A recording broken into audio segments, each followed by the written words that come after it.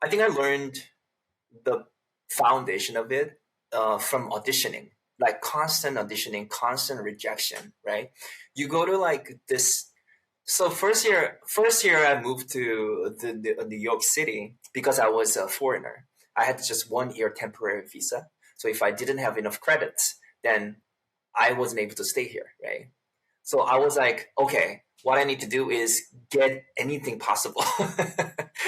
So I went to like almost 500 to 600 auditions in a year. Rob Ruckus, Nick Collins, Kate Clover, Keith Semple, Isaiah Mitchell, Billy Harvey, Tim Howard. Check it out. Almost Famous Magazine.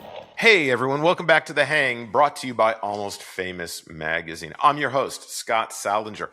This is the place where we come to hang with artists, get to know them deeper than just their music or their art. We get to know them as a person.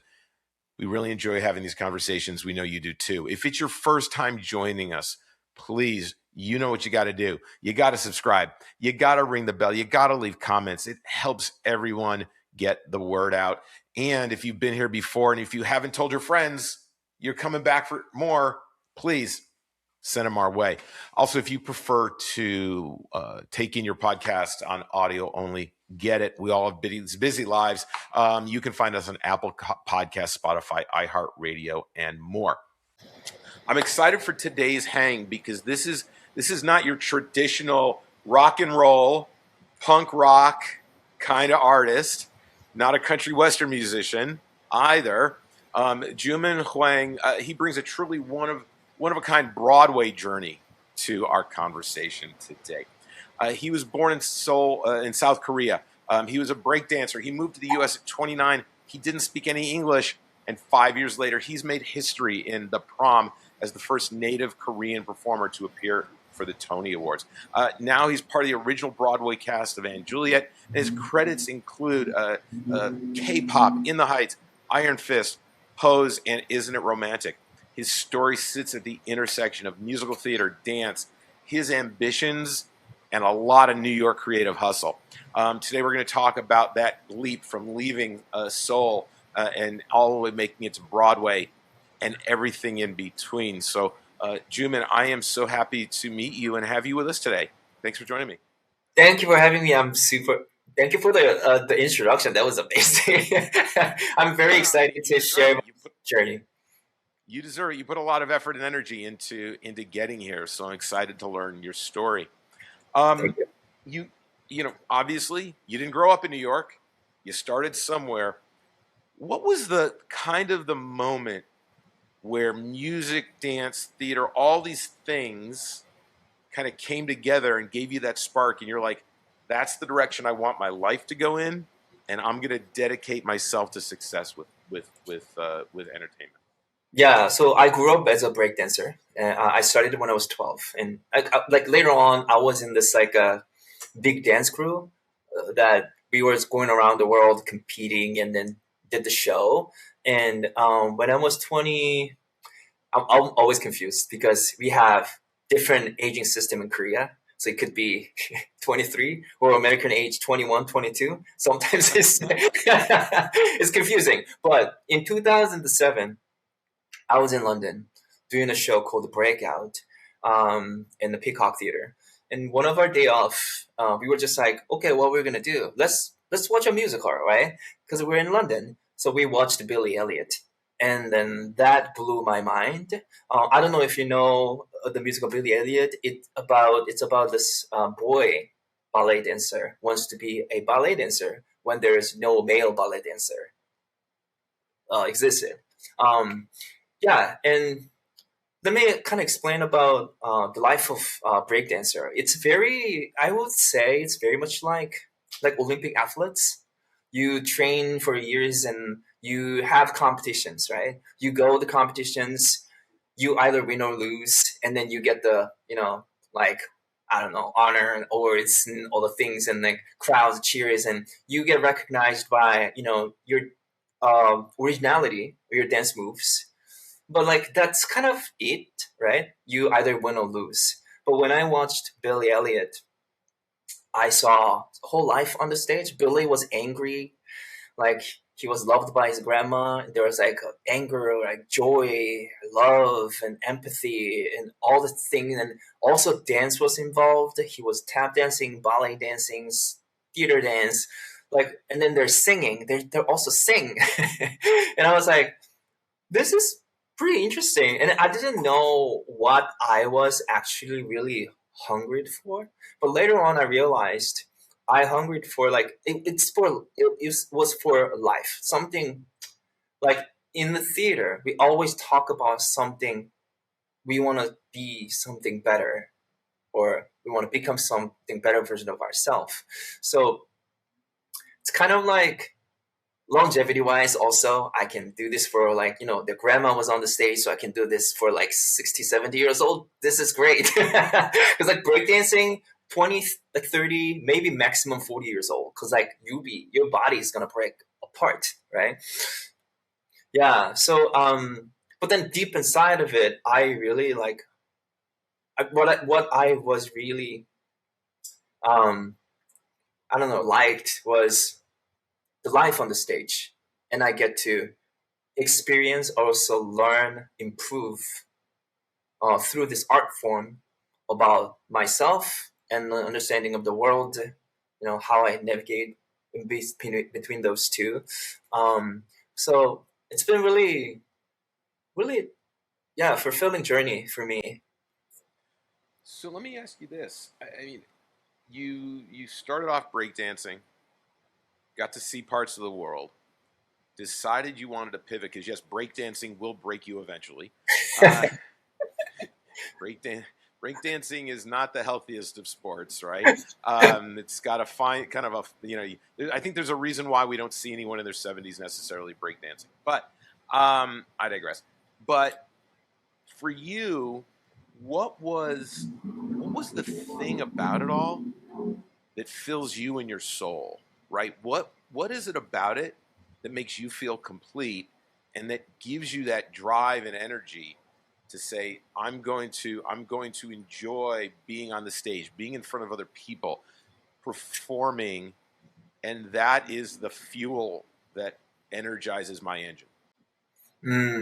So yeah, you know what?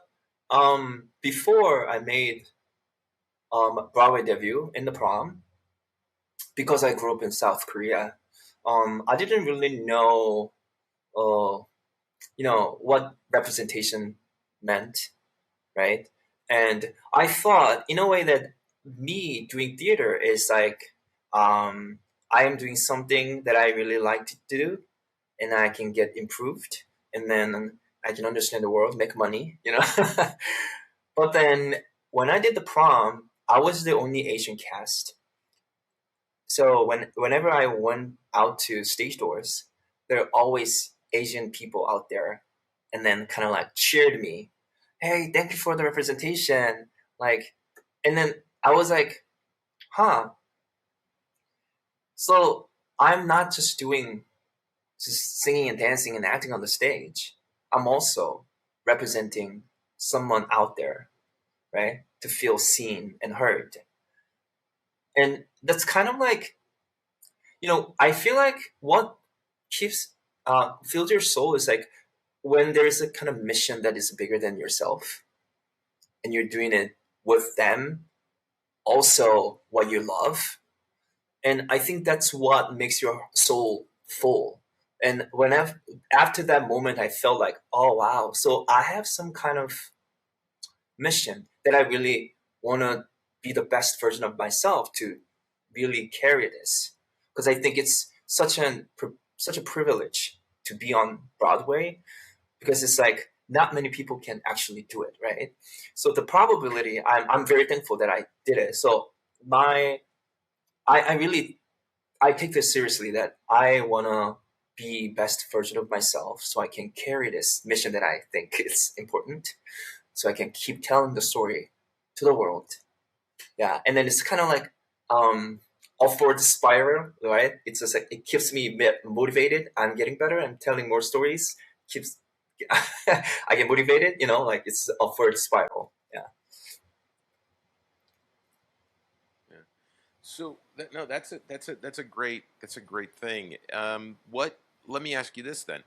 You've accomplished a lot in a short period of time. What are some of the goals you have as you continue to expand your career and look at other horizons and other opportunities that you can conquer? Do you have, some big dreams and aspirations? Are there any, I guess, bucket list kind of performances you would love to have?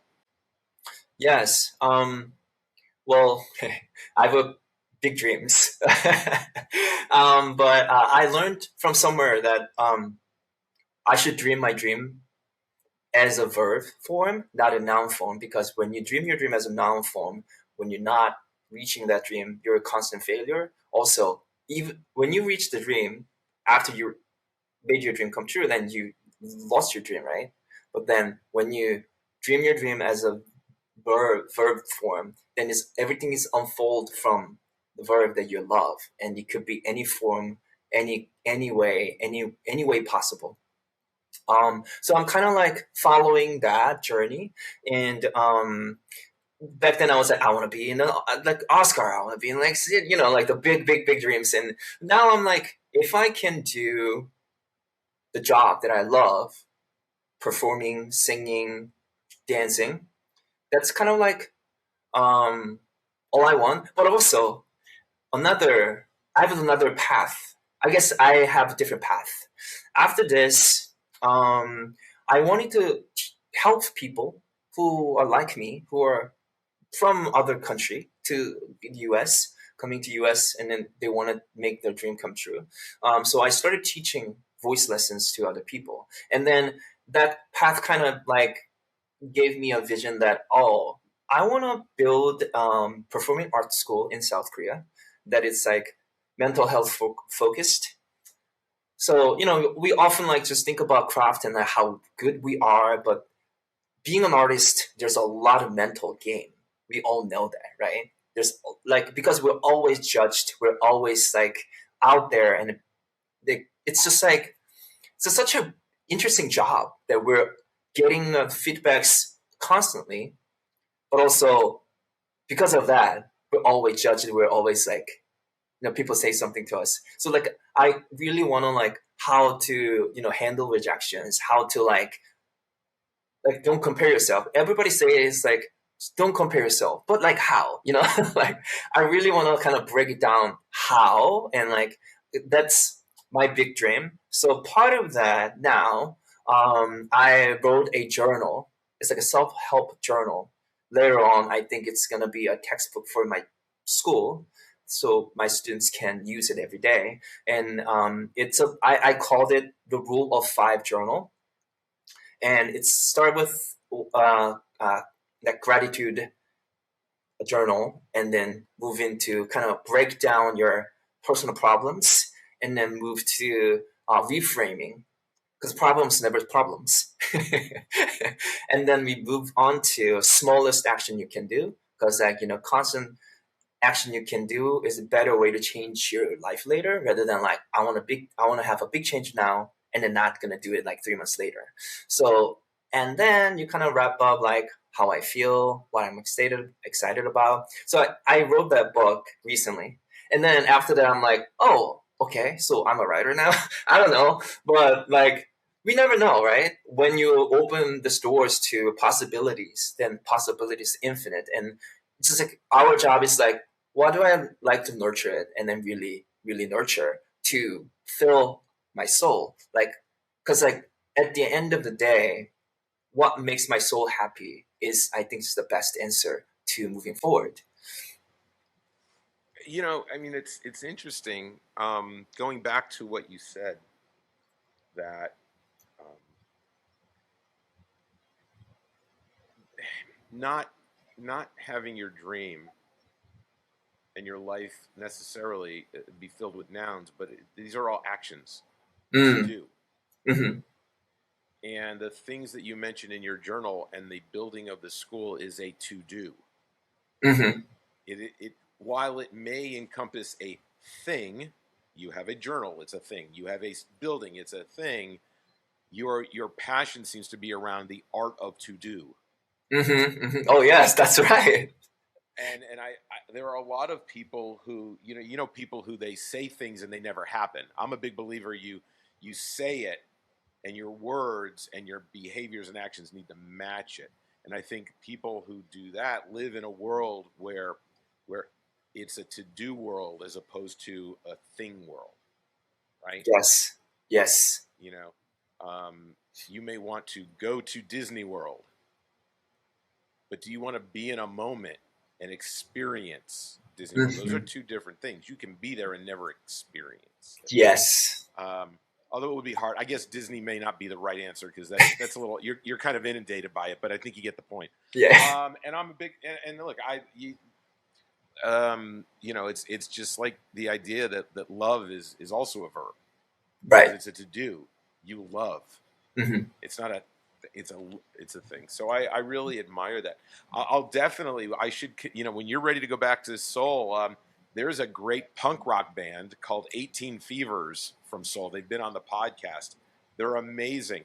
And so if you're looking to have a school filled of different types of artists, I will hook you up for sure. I think that bring creatives together. You also hit on something that I talked to a lot of bands about. So actually, I was just recording an episode with someone and we talked about this. Is we live in this world of 24/7, 365 feedback loop. Yes. And it used to be, if someone wrote a bad review, it ended up in a newspaper somewhere, right? And you read it, and then it kind of disappeared and went away. Now we live in a world where you're a constant content creator, and there are people, obviously, who will love your work, but there are also people who maybe they live in more of a world of nouns than verbs, right? They are haters. They say negative things for the sake of being able to hide behind it. What do you do with the constant feedback loop to keep yourself healthy and balanced? Because the truth is, not everyone is always going to love us, but there are going to be people who will disrespect us one way or another. Right. How do you as an artist manage that? Yeah. That's like a hard question, right? Like everyone is like, how do we do this? But I think one thing I learned the foundation of it from auditioning, like constant auditioning, constant rejection, right? You go to like this. So first year I moved to New York City because I was a foreigner. I had just 1 year temporary visa. So if I didn't have enough credits, then I wasn't able to stay here, right? So I was like, okay, what I need to do is get anything possible. So I went to like almost 500 to 600 auditions in a year. That's like 5 a day sometimes 2, 3, like every single day. It was kind of crazy. But then what that taught me was like first 3 months, because I didn't get anything, I felt like such a failure, right? And then like, it almost felt like you're not good enough from the other side of the table, right? When I'm auditioning, but then I'm not getting it, then they're like, oh, you're not good enough. So like, I was kind of like, went into this down spiral and like, oh my gosh, I'm not good. But then because I had so many auditions to do, and then I had to get anything possible, my mental was like moving to like, okay, tomorrow this, tomorrow that, tomorrow this, anything possible. Just I need to get anything. And then my mental kind of changed. So like, okay, well, if you don't like me, that's fine. I need to move on to this because like it's done now, right?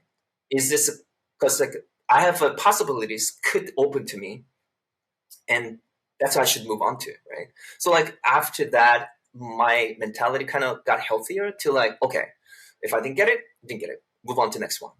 And other thing is like, constant feedback. That's like in this like a Instagram SNS like society, it's so hard that we want to be liked, but then it's impossible to be liked by everybody because I don't like everybody. I don't like it. Simply, I don't like everybody, and it's just like it's simple. We all have like preference. And then it's just like, I don't think there's nothing wrong with it. I mean, sometimes they say something really not nice about on the internet, and we have to think about that. It's like, it's their problem than me, right? It's what is going with them trying to make a narrative to this person, right? So because they don't know each other in the deep down, they don't know each other, right? It's just like, in my perspective, you are like this. That doesn't mean that this person is that, right? So there is definitely a gap between those two. So if we kind of like accept that, oh, there's a gap, and whatever this person said to me is not correct, because just simply we don't know each other, right?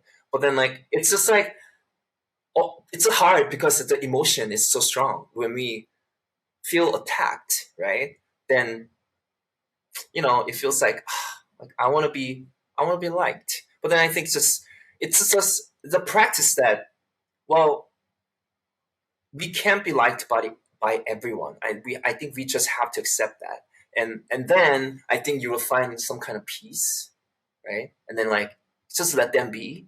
Oh, you can say that, but that's not me, Well, I think you hit on a point of thinking as that feedback kind of like auditions, right? I mean, you may go on a lot of auditions, but the difference between you and someone who gets the next role is, what did you learn from the audition you didn't get the role in, right? And Right. it's easy to fall into the trap of everyone's feedback loops, but if you're not asking yourself, what did I do wrong? What did I not get right?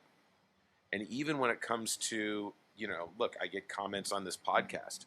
Not going to make everybody happy with what people say on it. Not going to make everybody happy. It's, how do you respond? What do you learn that maybe I did go down a wrong path with a conversation. Maybe I won't do it the next time. But learning fulfills the opportunity for you not to get stuck with the negative impact of the feedback. So it definitely sounds like you found a great way to channel it. As someone who was born in New York, that would be me, not you, and grew up in the city. I'm curious, as someone who's only been there now for about 9 years, what are some of the things that you love about being in New York? New York. I always say to these people, like, U.S. in general is not just U.S., right? It's just a whole globe. It's a whole Earth, because you see all the people from all kinds of countries coming to New York City, especially as an artist. You see the level of their artistry. Like, I'm always like, I think it's such a blessing that you are surrounded by these incredible artists, and I'm like, sometimes I forget, right, how good they are, and then I go to the show and like, you, this is crazy. My jaw like just dropped, and like, you just like so easy. You make it so easy, and then I'm like, wow, and you're my friend. This is crazy. Like, I think because it's so competitive, right? New York is incredibly competitive, and because of that, what makes New York so special? The There's nothing like like, I think it's like in different cities, like LA film, TV, right? Like Nashville, like country. I don't know, like New York, Broadway, right? So it's there. Like, different cities have different like things that are really great. And I can only talk about the New York City. Like, it's just like, it's just so crazy that, in a way, that I feel like I'm living inside of history, because usually where Broadway is, everything starts and then it goes to different countries, right? So we're like in the front line, making things and figuring things out, and then making things better, right? I think that's something really, really special. Oh, that's great. Yeah, New York is is certainly the center of at least American theater and a lot of theater elsewhere in the world. You're either New York or what? You're in the West End in London, right? So um, you're surrounded by a lot of people. We live a life where people come and go through our lives. You've lived in multiple countries. I'm always fascinated by if there's somebody at the top of your list that has come into your life. They may have been there for a day and given you a piece of wisdom. They may have been a friend for 10 years and then you just floated in separate directions, but there's a piece of them in you. Who's been the person that's had the largest impact on you and your career that's come through your life, whether they've been there for the entire time or they just showed up for a moment and they gave you a little nugget of something, inspiration, information, whatever, that you take with you along on the journey? Who would that impactful person be? I love this question. Thank you, Scott. I have to say, a person who made me come here, right? That's such a big jump because I was 29, not knowing English. So the story was I was in school finishing my degree as vocal performance. And then my professor once asked me, Joomin, you love watching Broadway clips and West End clips. You should go try out Broadway. And I was like, haha, that's so funny. I'm 29 and I don't speak English. And she's like, I'm serious. There's a sister school. You can learn English there. And then just like use that as a stepping stone and just try out Broadway. And I was like, oh, I feel like that's such a big of jump. And like at that moment, no no Koreans, native Koreans working on Broadway. So like I was like, I don't know, professor. I don't know. I think that's kind of like unrealistic. And she was like, well, you don't have to make it. Go there, experience as much as you can. And it's going to be great soil for your artistry. And then like, I didn't know that's such a big thing for me that it just like took off a lot of burdens on my shoulder. Cause like, once you think about, okay, so I don't have to make it. Okay, so I'll go experience, but I'm gonna experience as much as I can. That's a different story, right? So I packed my stuff here in 3 months and came here and started my journey. And then every time I'm like getting this like huge wall coming at me, I felt like, okay, I don't have to do anything. I'm just gonna experience it. It's such a different mindset, right? Like, oh, I'm not gonna make this. I'm like, oh, I don't have to make it, but I'm gonna go through it as an full experience. And that's like such a good mindset. Since then, I didn't understand years later that this was like what held me down through this like storm of like life upside down change. Yeah, her name is Dr. Zhang. Yeah, Suki Zhang. She's like I would say 4'10", 4'11". She's like, but like incredible energy, very like precise and just like and always like, oh yes, professor. In Asian country they're very like polite and yeah. She's like I think without her, I don't think I've made it. I think that's great, and I'm sure that push that she gave you is going to take you into the work you do with your own students. Yeah, because you are going to impart that from her many years down the road, and I think that's just a beautiful blessing that you can give a piece of her to others. I think that's great. Yeah. Yeah. So you've arrived in New York. You've been there now a while. You are a vocal coach, and I think you've got I could if I wanted lessons, I could take lessons with you. And there's a link I can put in the description below, right? Yes. Yes. Yes. Okay, so we're gonna make sure we do that. So if you would like Joomin to teach you how to use your voice, not like me because sometimes I sound like a frog, but you can get lessons from Joomin. I'm always fascinated by, creative collaboration.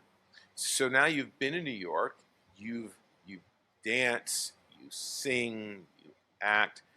If you had the opportunity to collaborate with another artist in any of those realms for one day, whether it's another vocalist and a musician in a studio, or to dance with someone, or to perform with someone, who would that person be, and why would that person be the person you want? Wow, this is a hard question. Um, I want to say, because I'm now kind of focusing on TV film world to be an actor, I would say Tom Hanks. I think the everybody loves Tom Hanks, right? He's just like, I think because his acting is so genuine, and like it's not like he wants to be a like great cool actor. He's just like he's just telling the story, right? And I've been watching his movies and movies and movies, and I just love so many of his movies. And my one of my favorite is Terminal. I don't know if you know the Terminal. He's playing this like foreigner in JFK, and he's stuck, and like it's a based on real story. And oftentimes when I feel some like I feel down a little, then I watch that movie because like it's very similar to my story in a way. He has language barrier, and then he later on overcomes, and like he's just like building his own life in the environment he's around. And I think that's such a great lesson, right? Even though if because like when you watch the beginning of the movie, his life seems impossible, but then somehow he made everything possible, and he is liked by a lot of people, and it's like he's just built his life in small airport, and I'm like, yeah, like anything's possible, and like he has such a great work ethic, and he seems like a great person. So if I'm able to work with anyone and collaborate, I would love to work with Tom Hanks. Well, then we have to make that happen. So, Tom, if you're watching, or if you are watching and you know him, you've worked with him, maybe you pick up his dry cleaning, walk his dog. I don't know. You met him at a dinner party once. We got to hook Joomin up so his dream can come true, for sure. We got to make that happen. And now it's out there in the world on the internet, so you never know what could happen and when that phone might ring. Um, when you're not being creative yourself, right? And it's hard. I mean, I do creative things outside of my other work that I do. Some of it's work to put a roof over your head. Some of it is creativity for the love of creativity. But sometimes you just are like, heck, I'm going to go for a walk. I'm going to go and I'm going to watch a movie that I haven't seen, or, listen to some music outside of what I normally do. Who are one or two either musicians or maybe filmmakers, artists that you enjoy that are not kind of typical of what people might think that you would enjoy? Oh, huh. Mm. Well, one thing I really enjoy to pass time is there's a game called StarCraft. And it's StarCraft 2 from Blizzard. It's a game company. It's proven. I saw it from article. It's proven that it's the only game improve your brain capacity. I mean, like the computer game, because it's like a chess, but in the real time. Um, and when I like really kind of like I have a lot of thoughts, then I play game a couple times, so I can have like focus on. And then I sit on my couch and listen to jazz music. I love listening to jazz music at night. After like do the show, I come home. It's like best to just unwind, just sitting and just like listen to it, right? With like my recent favorite is Corey Weed, his We 3, his song called We 3. That is my absolute favorite now. I'm almost listening to it every single day. I love that. I'm gonna have to It's check to that like out. unwind. And now I find comfort in there. Yeah, yeah. I wonder if I can just Corey I think Reeds. that's I think that's great. I mean, again, I was talking to someone just the other day. I mean, it's really interesting because we live in a world of a lot more noise these days, and even I find myself just when you look at classical music, or you look at some of what jazz can open your mind to because it's so unstructured, that I can find myself losing myself in it sometimes. And I think it finds you when you need it the most. Mm. Right? I think when your body and your soul are telling you, I need to breathe differently, I need to let myself go a little bit and just relax, things like jazz come into your life because your body has to live within that structure, whether you're dancing, whether you're singing, however you perform. And sometimes we just need to let go. And I think Mm. jazz, I love jazz for that. Throwing some Miles Davis. I mean, we could probably go through a whole list of Yeah. jazz artists. Joomin, this has been fantastic. This has really been fantastic. I love your journey. I love the fact that you're I live in Dallas, Texas now. I don't live in New York City anymore, but I'm glad that you're getting an opportunity to experience what the city has to offer. It is so vibrant, vibrant, and there are so many things that go on. And I love cities where every day you have an opportunity is so different. It's just so different, right? So Yeah. I love that for you. And what I'm hoping is, as you continue to grow your career, and once you're going to be in a Tom Hanks movie, we can do this again and talk Yes. about you in a movie with Tom Hanks. How does that sound? Yes. Yes. I will make it happen. So putting it I out think there, you that's know. great. We're putting it out there. Joomin, this has been great. Everybody, this has been a little bit of a different conversation, but it just shows you that creativity and art and having a passion for it is really a through line for anyone who feels near and dear to making things. And again, making things is a verb, doing things to do is a verb. Mhm. Live your life with a lot of verbs in it, more verbs than nouns. I think is a great Yes. way. And also, show yourself some peace, love, and grace, and then give that to other people as a gift. And they'll give it back to you, and life gets better that way. So, Joomin, this has been fantastic. Thank you so much for joining me. Thank you so much. It's been a pleasure. It's been a lot of fun. We are going to do this again Yes. after whatever that future Tom Hanks movie name is. We are Yes. doing this again when we're going to say you started here. So, everybody, thanks so much for joining us, and we'll see you again on the Hang soon. Bye for now. Bye, Joomin. Thank you.